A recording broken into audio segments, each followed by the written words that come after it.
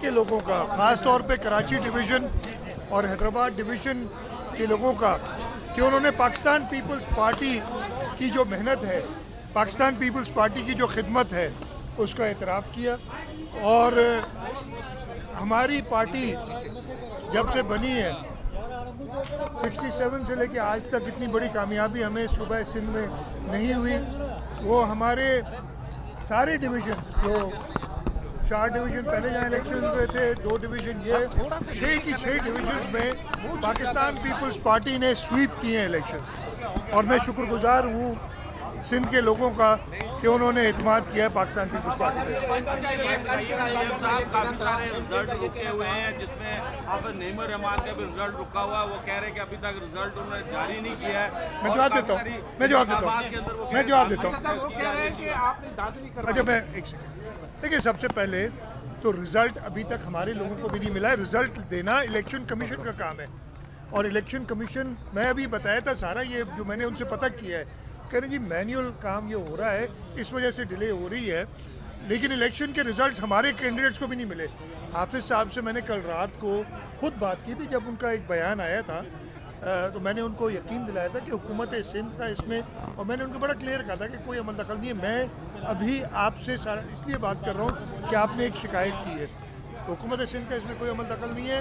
हाफिज़ साहब, जहाँ तक मुझे पता है, अनऑफिशियल रिजल्ट्स हमारे पास आते हैं, वो अपना इलेक्शन जीत चुके हैं, अपनी जो उनकी कमेटी है जीत चुके हैं, तो उनको परेशानी नहीं होनी चाहिए। बाकी धांधली का इल्ज़ाम मेरे ख्याल है जमात इस्लामी का तो बनता नहीं है, उनका तो बनता नहीं है।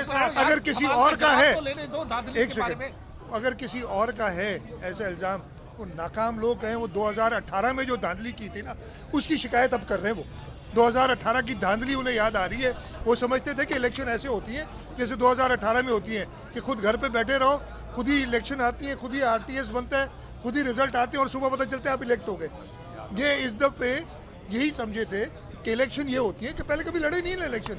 2018 में पहली बार इलेक्शन लड़े और घर बैठे इलेक्ट हो गए। इस दफ़े भी घर बैठे थे, कह रहे थे हम इलेक्ट हो जाएंगे।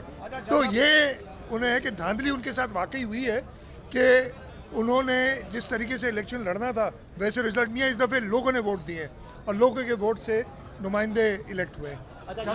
और देखिए, सीधी बात, जमात इस्लामी के साथ एमक्यू ने ये कह रहा था कि जो पीपल्स पार्टी के साथ जो वादे किए थे वो प्रॉपर पूरे नहीं हुए, और ऐसे नहीं कहा। जो अच्छा ये बताइएगा एमक्यू ने देखिए, उसको कैसे देखते हैं?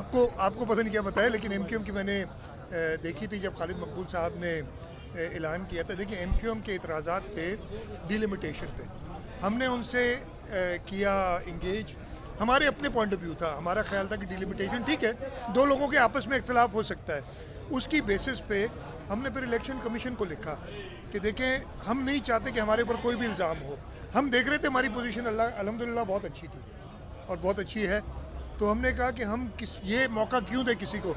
हमने खुद इलेक्शन कमीशन को लिखा और एमक्यूएम ने इसका इतराफ़ किया है, खालिद मकबूल साहब ने इसका इतराफ़ किया है कि सिंध हुकूमत ने इलेक्शन कमीशन को, उनका इतराज़ इलेक्शन कमीशन के साथ है। जब वो बाइकआउट कर रहे थे, मैंने खुद अप्रोच किया खालिद मकबूल साहब को भी और एमक्यूएम के लोगों को भी, कि मेरा उनसे ये मशवरा था कि जी आप बाइकआउट की तरफ ना जाएं। बाइकआउट से एक ऐसा खला पैदा होता है जिसमें और प्लेयर्स आ जाते हैं। और मैंने उनको 85 वाला भी हवाला दिया कि 85 में 2 वो नॉन पार्टी बेस्ड इलेक्शंस थे, पीपल्स पार्टी ने बाइकआउट किया और शहीद मोहतरमा बेनज़ीर भुट्टो अपनी पूरी ज़िंदगी में शहादत तक कहती थी कि वो एक बहुत बड़ी गलती की थी अपने। इसलिए उस वैक्यूम में ऐसे लोग आ जाते हैं जिनके साथ फिर आपने गुजारना पड़ता है आगे। तो एमक्यूएम को मैंने काफ़ी रिक्वेस्ट की थी कि आप बाइकआउट ना करें, इलेक्शन लड़ें। और वहाँ मेरा ख्याल है थोड़ी सी डिवीजन थी, लेकिन वो उनका फैसला है, मैं उसके फैसले पे कुछ नहीं कर सकता।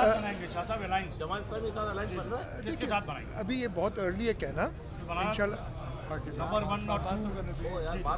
अगर आपको सब पता है कि बनाना तो पड़ेगा तो फिर आप मुझे क्यों कह रहे हैं? ये सवाल ही नहीं बनता है ना। फिर मैं सिर्फ ये कह रहा हूँ कि अभी अर्ली है, अभी अगले फेज में जो रिज़र्व सीट्स हैं उनकी इलेक्शंस होनी है। रिज़र्व सीट्स की इलेक्शन होगी, पोजीशन वाज़े होगी, और हम जो भी सबकत ले जाएगा वो मेयर बनाएगा कराची का। उसमें कोई इतनी परेशानी की बात नहीं। इस यहाँ तक पहुँचे हैं तो आगे भी पहुँचे। मेयर कराची कौन होगा आपका? मैं फिर बता रहा हूँ आपसे, ये तो पार्टी लीडरशिप फैसला करेगी, मैं तो नहीं।